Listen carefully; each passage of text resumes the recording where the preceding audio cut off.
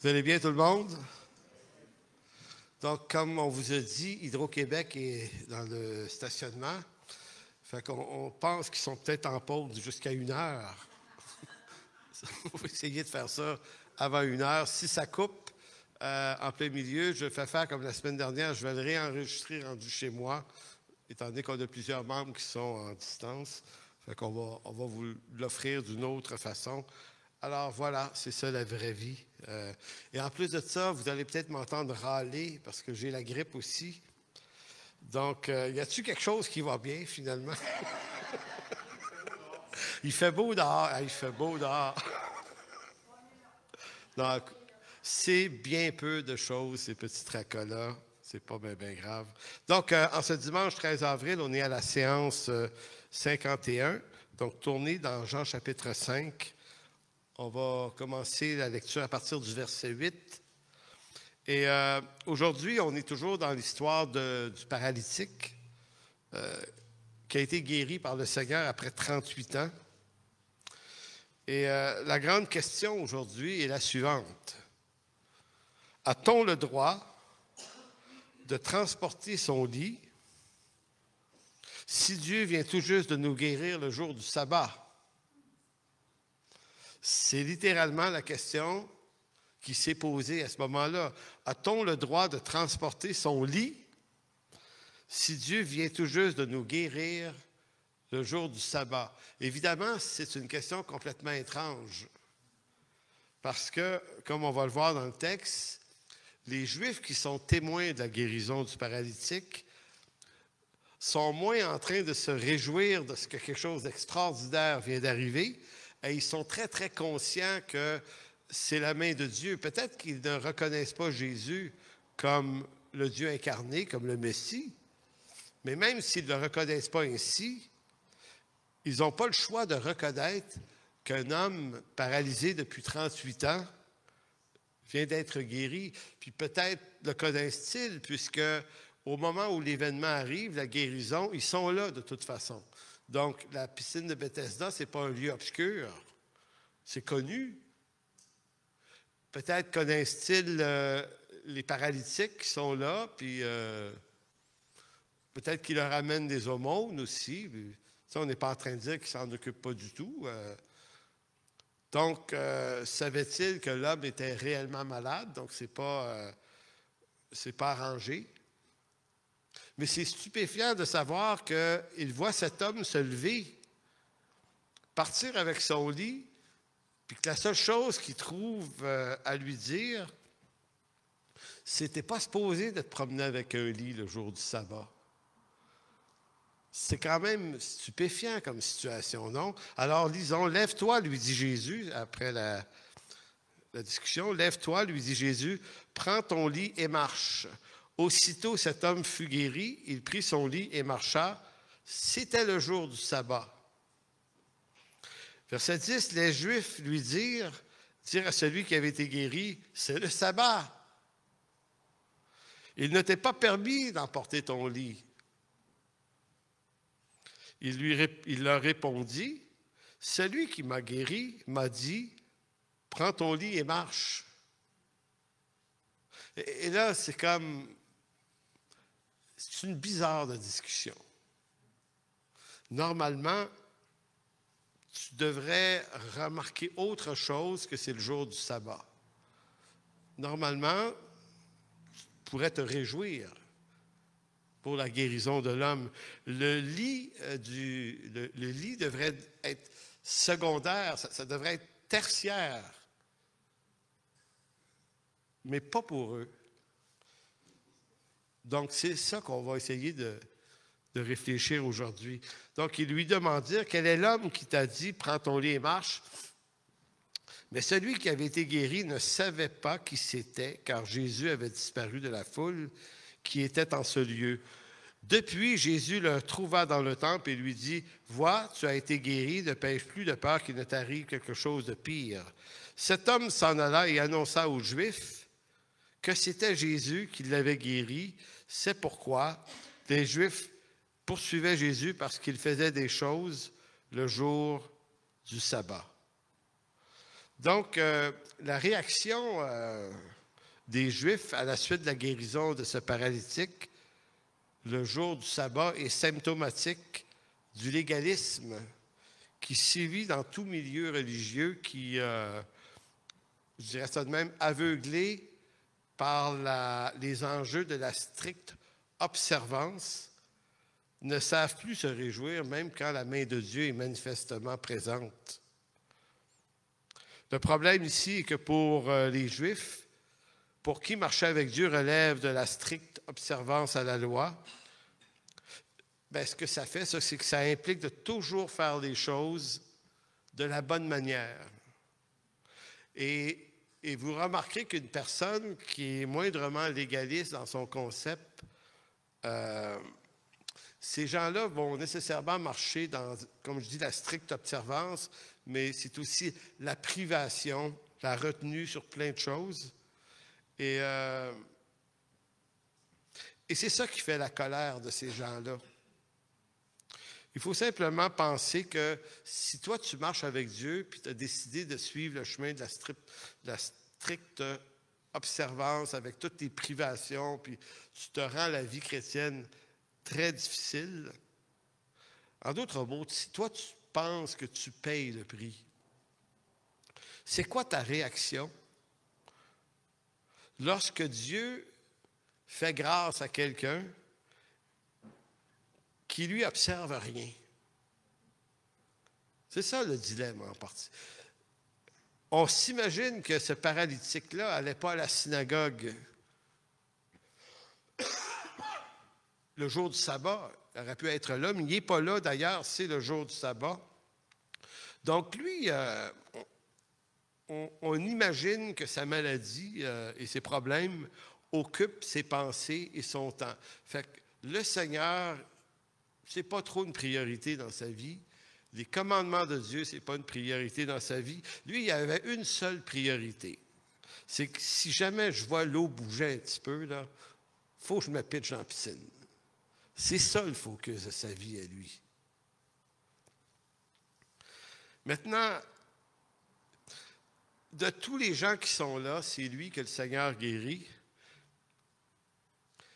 Peut-être que chez les autres paralytiques, ça suscite de la jalousie, mais chez les Juifs orthodoxes, eux, ça suscite l'indignation.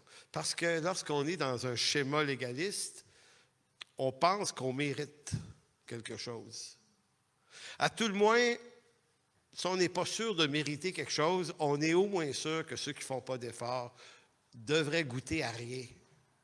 Alors, cet homme-là est miraculeusement guéri et c'est tellement une grâce de Dieu que ça, c'est dur à digérer et on ne peut pas imaginer que c'est le seul texte où ce genre de situation-là se présente. Tournez dans Exode chapitre 20.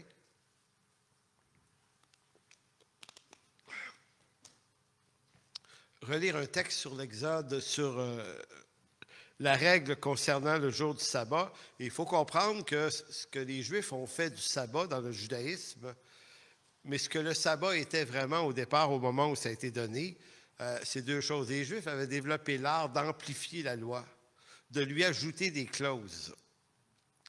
Mais la loi du sabbat, Exode 28, dit « Souviens-toi du jour de repos pour le sanctifier. Tu travailleras 6 jours et tu feras tout ton ouvrage. Mais le 7e jour est le jour du repos de l'Éternel ton Dieu. Tu ne feras aucun ouvrage. Ni toi, ni ton fils, ni ta fille, ni ton serviteur, ni ta servante, ni ton bétail, ni l'étranger qui est dans tes portes. Car en 6 jours, l'Éternel a fait les cieux, la terre et la mer, et tout ce qui est contenu. Et il s'est reposé le 7e jour. C'est pourquoi l'Éternel a béni le jour du repos et l'a sanctifié. » C'est ça, la loi sur le sabbat. Quand on s'intéresse à la question de est-ce que les Juifs avaient le droit de faire quelques ouvrages en cette journée-là, en fait, la simplicité du commandement, en tout cas selon beaucoup de commentateurs, l'idée c'était juste de ne pas aller travailler cette journée-là comme on va travailler les autres jours. Tu arrêtes une journée par semaine, tu te reposes, mais les règles du sabbat ne disaient pas que tu ne pouvais pas aller déprendre ton bœuf s'il était tombé dans un trou, par exemple. Il y a des choses nécessaires dans la vie, tu pouvais les faire. Donc, qu'est-ce qui s'est passé pour qu'à un moment donné, eux, des milliers d'années plus tard, en sont venus à suramplifier les règles du sabbat? Donc, le Seigneur a ordonné aux Israélites, avait ordonné aux Israélites de sanctifier le septième jour en ne faisant aucun ouvrage. Et là, je vais vous faire remarquer que le paralytique, lui, quand les Juifs lui demandent « Qui est celui qui t'a guéri et qui t'a dit de partir avec ton lit? » Le verset 11, il leur répondit « Celui qui m'a guéri m'a dit, prends ton lit et marche. » Remarquons que celui qui parle au paralytique, qui lui dit de prendre son lit le jour du sabbat et de marcher, est le même qui a inspiré Exode 20, versets 8 à 11, de dire « Tu ne feras aucun ouvrage. » Donc, ça amène une question qu'on appelle dans ce temps-là la question grave, la question qui tue. Est-ce que Dieu peut violer sa propre loi? Le Dieu qui donne cette loi-là dit au paralytique, « Non, non, prends ton lit puis marche. » « Oui, mais on est le jour du sabbat. »« Oui, mais c'est moi qui te dis de te lever, prendre ton lit puis marcher quand même. » Il y a un théologien luthérien qui s'appelle Paulson. Je suis en train de regarder ça, qui a écrit 3 bouquins, que ça fait à peu près ça des pelles, les 3, un par-dessus l'autre. Ça s'appelle The Outlaw God, le Dieu hors la loi. Et lui, s'est intéressé à tous ces textes-là où Dieu dit une chose, puis dans l'action, Dieu en fait une autre. Comme si Dieu n'était pas sa loi. Donc, on s'intéresse chez les luthériens à savoir, est-ce que la loi de Dieu, les 10 commandements, est-ce qu'ils représentent la sainteté de Dieu dans sa complétude? Ou est-ce que la loi de Dieu représente, c'est la sainteté de Dieu, mais en rapport avec le péché de l'homme? Par exemple, est-ce que Dieu a des problèmes de convoitise? D'après vous? Dans la loi, il dit écrit, tu ne convoiteras point, tu ne voleras point, tu ne tueras point, plein de choses que tu ne feras pas. Est-ce que la loi de Dieu explique le caractère de Dieu?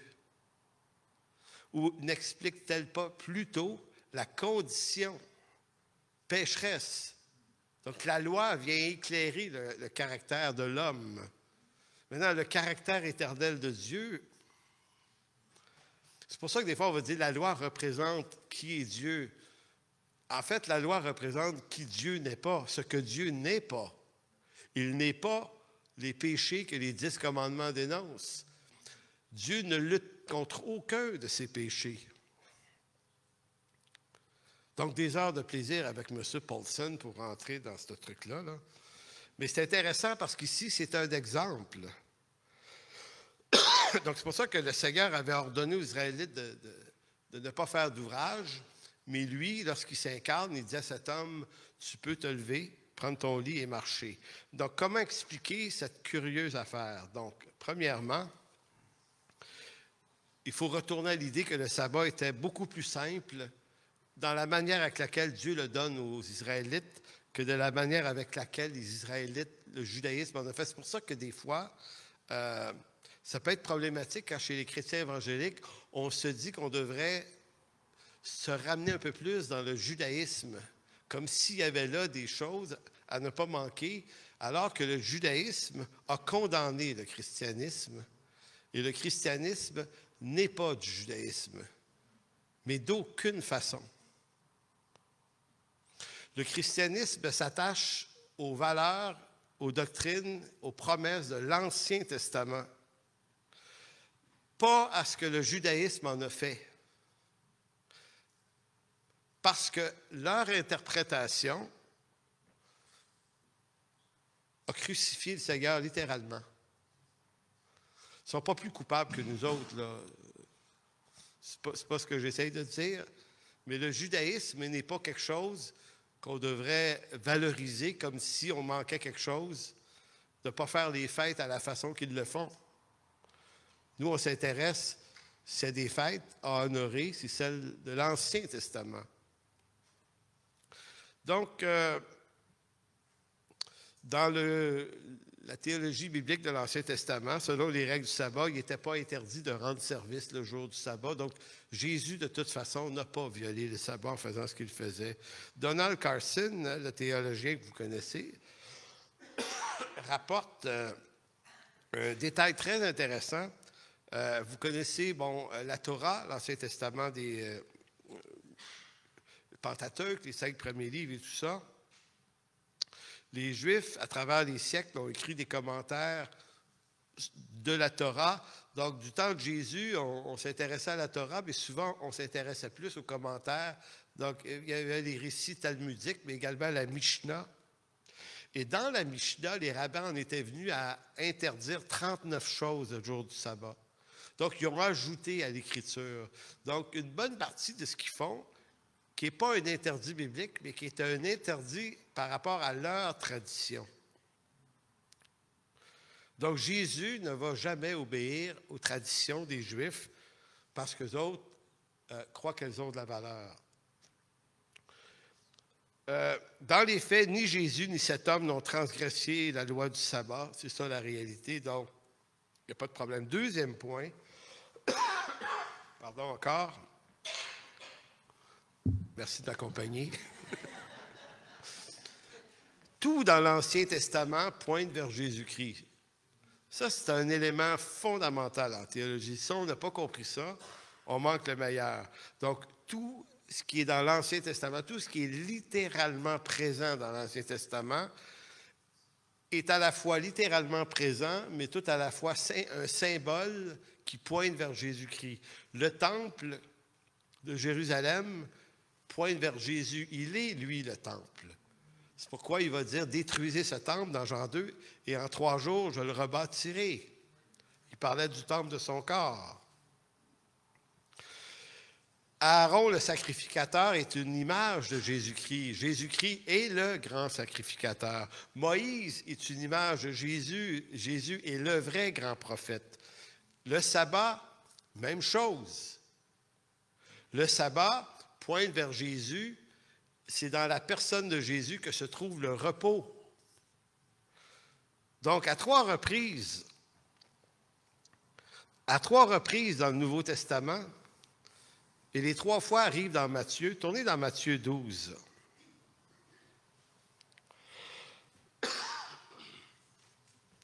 Dans Matthieu 12, 6, on va commencer par le premier que j'ai donné, Matthieu 12, 41. Il y a quelque chose d'intéressant dans Matthieu 12, c'est que, et ça commence au verset 41, Jésus dit à la foule, « Les hommes de Nénive se lèveront au jour du jugement. Avec cette génération, ils la condamneront parce qu'ils se repentirent à la prédication de Jonas. Et voici, il y a ici plus que Jonas. » Donc Jésus ici s'élève au-dessus de Jonas, au sens où il s'élève au-dessus des prophètes. Tu sais, c'est un peu comme s'il disait aux Juifs, « Écoutez, au risque d'avoir l'air de me prendre pour un autre, je suis vraiment un autre. » Il y a ici, écoutez, est-ce qu'un homme de quelques conditions humbles pourrait dire ce genre de choses lors d'un souper ce soir à la maison? Vous savez, si je suis ici, vous savez que vous n'êtes pas devant n'importe qui, là. Vous savez, je suis plus que... Ben non. Mais Jésus a le droit de dire ça parce que c'est vrai. Donc, il va dire, par rapport au prophète Jonas, il y a ici plus que Jonas. Au verset 42, le verset suivant, il dit « La reine du Midi se lèvera au jour du jugement avec cette génération et la condamnera. Parce qu'elle, elle vint des extrémités de la terre pour entendre la sagesse de Salomon. Et voici, il y a ici plus que Salomon. » Ça fait 2 fois là, qu'il ne se prend pas un autre. Là. 2 fois. Et dans Matthieu 12, 6, Ici, on parlait du temple. Il dit, « Or, je vous le dis, il y a ici quelque chose de plus grand que le temple. » Il parle de lui encore. Donc, il faut toujours comprendre que le Nouveau Testament, en fait, l'Ancien Testament, s'interprète à travers Jésus-Christ et non pas l'inverse. Erreur théologique fréquente. On veut expliquer le Nouveau Testament, puis on va chercher des figures de l'Ancien Testament, alors qu'il faut interpréter l'Ancien Testament à travers le regard et la parole de Jésus-Christ. C'est pour ça qu'on dit de lui, en théologie, qu'il est l'herméneute de l'Ancien Testament. Il est l'interprète. C'est pas pour rien que dans Jean, Matthieu 5.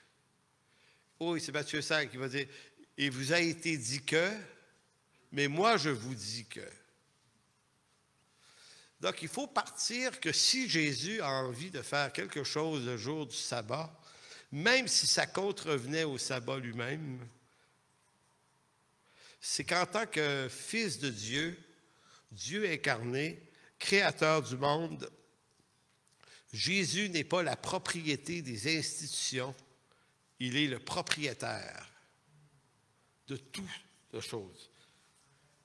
Là, excusez, je suis obligé de me moucher, là. C'est pas très élégant, mais...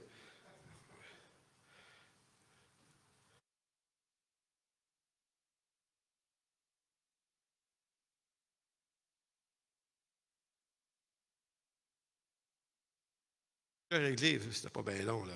Bon, là, ça, c'était le deuxièmement. Le troisièmement, maintenant. Jésus est le maître du sabbat. Donc, puisque Jésus est le propriétaire de sa création, il est le Seigneur de tout. Concernant les disciples qui avaient un jour glané du blé dans les champs, un jour de sabbat, qu'est-ce que Jésus a répondu aux Juifs? Alors, on est toujours dans Matthieu 12. Alors, vous avez cette histoire. Donc, évidemment, glaner le jour du sabbat, selon les Juifs, tu ne peux pas faire ça. Et c'est vrai. Mais Jésus leur répondit, « N'avez-vous pas lu ce que fit David lorsqu'il eut faim, lui et ceux qui étaient avec lui, comment il entra dans la maison de Dieu et mangea les pains de proposition qu'il ne lui était pas permis de manger, non plus qu'à ceux qui étaient avec lui et qui étaient réservés aux sacrificateurs seuls. Or, n'avez-vous pas lu dans la loi que les jours du sabbat, les sacrificateurs violent le sabbat dans le temple sans se rendre coupables? Or, je vous dis, il y a ici quelque chose de plus grand que le temple. Si vous saviez ce que signifie « je prends plaisir à la miséricorde et non-sacrifice », vous n'auriez pas condamné des innocents, car le Fils de l'homme est maître du sabbat. Donc, les innocents qui ont été condamnés, c'est dans le contexte, c'est les disciples qui glanaient des épis. Maintenant, il faut reconnaître ici l'autorité que Jésus est en train de se donner, car le Fils de l'homme est le maître. Le mot « maître » dans le texte grec, c'est le mot « kurios », qui veut dire le Seigneur. Donc ici, Jésus est en train de prendre une autorité que lui seul a le droit de prendre en disant, « Les amis, je fais ce que je veux le jour du sabbat, parce que je suis le Seigneur. » C'est tout. Et on doit comprendre à travers ce discours-là, parce que nous, on peut avoir des défis avec le Seigneur des fois, parce qu'on pense que Dieu aurait dû faire ceci, cela, plutôt que faire ceci, puis on voudrait que Dieu fasse ce qu'on a envie qu'il fasse. Et c'est toujours un peu la même chose. Le Seigneur fait toutes choses selon sa volonté, selon son plan. Donc, il y a trois choses dont il faut tenir en compte ici, concernant le sabbat. Si le sabbat a pour but de mettre à part un temps qu'on réserve au Seigneur, est-ce que les disciples devaient observer le sabbat si le Seigneur est avec eux? Parce que c'est ça la logique de la situation. Si le but du sabbat, tel que donné par l'Éternel dans l'Exode, c'était de réserver une journée, sanctifier une journée pour Dieu, ce qui est une excellente idée, même encore aujourd'hui, même si on ne s'impose pas le strict sabbat à la manière des Juifs, ça reste que c'est une discipline qu'on devrait avoir dans nos vies, c'est-à-dire une journée par semaine, on arrête tout. C'est une journée réservée pour Dieu. Puis c'est une journée où on va à l'église, c'est réservé pour Dieu, c'est d'être avec le corps de Christ, c'est prendre le temps d'être là. Donc, en principe, là, c'est une excellente idée. Mais pour les apôtres, ils sont avec Jésus 7 jours par semaine. Est-ce qu'ils devaient le samedi dire à Jésus, « OK, on arrête tout parce que c'est le sabbat ». Mais non, ils sont avec le sabbat. En sa personne, c'est Jésus. Est-ce que le sabbat, deuxième point, est pour le Seigneur ou est-ce que c'est le Seigneur qui était pour le sabbat? Donc, si le sabbat consiste à sanctifier un jour pour le Seigneur devait-il observer, question un peu rigolote, là, est-ce que Jésus devait observer le sabbat, lui, le Seigneur, pour réserver cette journée pour être avec le Seigneur qui est lui-même? Ça commencerait à être ridicule. Donc, si le sabbat, comme le temple, comme la fonction du prêtre, sacrificateur, tout ça pointe vers le Messie, qui en est la réalité et l'accomplissement, nous devons comprendre que la nouvelle alliance en Jésus-Christ, elle est la réalité accomplie de tout l'Ancien Testament, d'où l'expression de Jésus sur la croix, tout est accompli. Nous, on l'entend des fois comme tout est accompli au sens du pardon des péchés, le sacrifice. Mais en réalité, quand Jésus dit ça sur la croix, il n'est toujours pas mort et toujours pas ressuscité. Donc, le sang coulé pour nos pardons, c'est toujours pas réglé cette affaire-là. Donc, de quoi parle-t-il lorsqu'il dit que tout est accompli? Ben, c'est pas le pardon, ça va l'être un peu plus tard, le pardon des péchés après sa résurrection. Mais ce dont il parle avant de mourir, c'est tout ce qui se dit de lui dans l'Ancien Testament, les promesses, les prophéties, tout ce qui pointait vers lui s'accomplit en lui. C'est pour ça que Paul va dire dans Colossiens 2,16 que personne donc ne vous juge au sujet du manger ou du boire, ou au sujet d'une fête, d'une nouvelle lune et des sabbats. C'était l'ombre des choses à venir, mais le corps est en Jésus-Christ. Donc, voilà ce qui arrive lorsque notre rapport à Dieu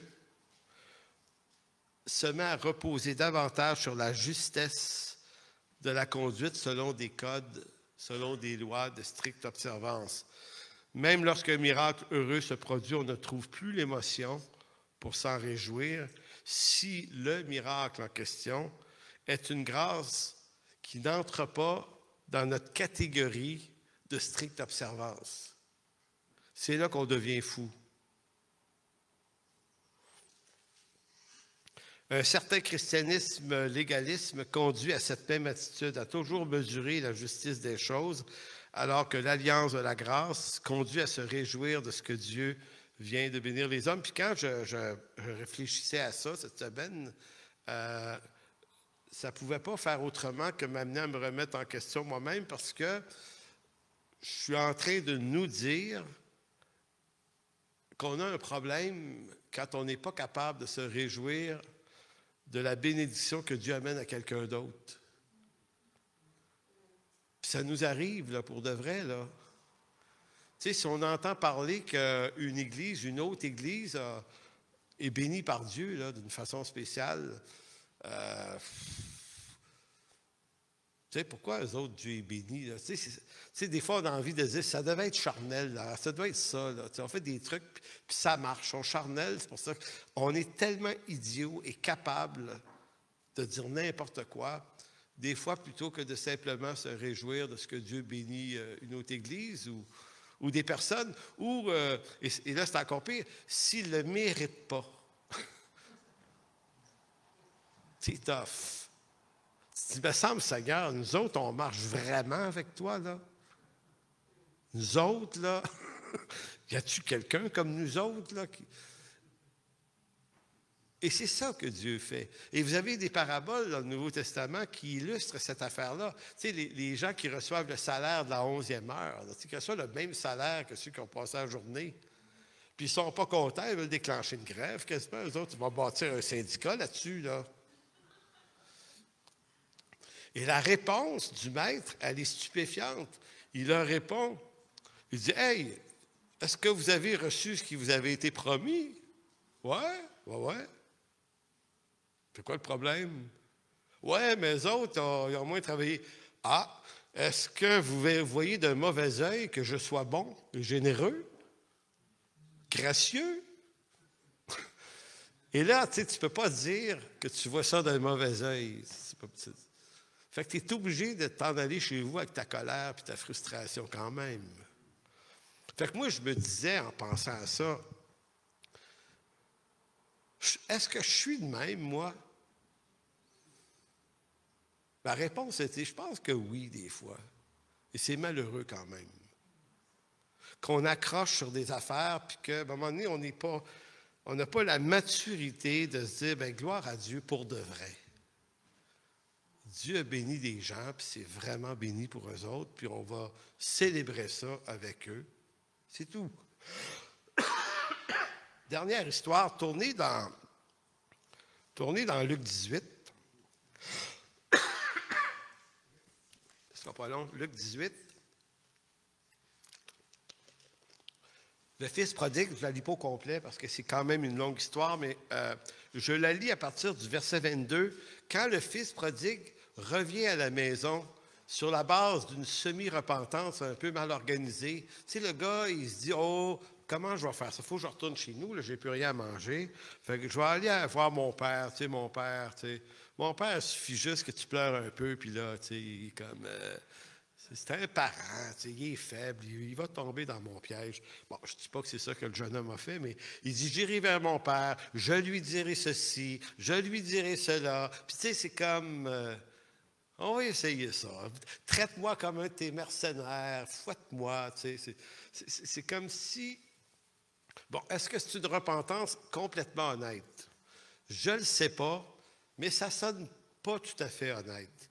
Et moi, je me souviens d'avoir dit, ou des discussions, on se dit, ouais, quelqu'un s'est repenti. Ouais, mais c'était pas tout à fait authentique. Tu sais, là, on se met à juger de l'authenticité. Et là, des fois, je me dis, ouais, on devrait-tu aller là? Parce que le jeune homme arrive chez eux, il reçoit son jeune homme, il le voit arriver, il décroche de tous les décorums de la bienséance d'un père qui, normalement, ne devrait pas partir à courir après le jeune. C'est un peu de noblesse. Laissons-le approcher dans sa honte jusqu'à la maison. Puis quand il va cogner, je n'irai pas répondre, m'envoyer un serviteur. Tu sais, voyez-vous, c'est comme... ne peut pas être bon à ce point-là. Non, le monsieur, il sort en courant puis il va à sa rencontre. Il fait quelque chose qui, selon la pratique usuelle du temps, tu ne fais pas ça de même. Et là, tout le monde est un peu surpris, dont l'autre frère. Et au verset 22, « Mais le père dit à ses serviteurs, « Apportez vite la plus belle robe et l'en revêtez, mettez-lui un anneau au doigt. » Et un anneau au doigt, vous savez ce que c'est? C'est l'étampe familiale, là, c'est comme le NIP du compte de banque. Et des souliers aux pieds, amenez le veau gras et tuez-le. Mangeons et réjouissons-nous, car mon fils, que voici était mort, il est revenu à la vie. Il était perdu, il est retrouvé. Et ils commencèrent à se réjouir. Je fais la comparaison avec les Juifs à la piscine de Bethesda qui, eux, voient un homme guéri et ne sont pas capables de se réjouir. C'est pour ça que ce que ça nous amène à dire, quand on est dans le légalisme, quand on est dans la stricte observance par la loi, ça nous empêche de vivre la joie alors que la grâce de Dieu conduit nécessairement à se réjouir. Verset 25, « Or le fils aîné était dans les champs, Puis il était, au sens québécois du terme, il était aussi dans le champ. Ah, OK. Tentative de gag manquée, excusez-la. Donc, lorsqu'il revint et approcha de la maison, il entendit la musique et les danses. Il appela un des serviteurs de retour, et parce qu'il la trouva en bonne santé, ton père a tué le veau gras. Il se mit en colère et ne voulut pas entrer. Et son père sortit et le pria d'entrer. Mais il répondit à son père, « Voici, il y a tant d'années que je te sers sans avoir jamais transgressé tes ordres. Et jamais tu ne m'as donné un chevreau pour que je me réjouisse avec mes amis. Et quand ton fils est arrivé, celui qui a mangé ton bien avec des prostituées, c'est pour lui que tu as tué le veau gras. Mon enfant, lui dit le père, tu es toujours avec moi et tout ce que j'ai est à toi.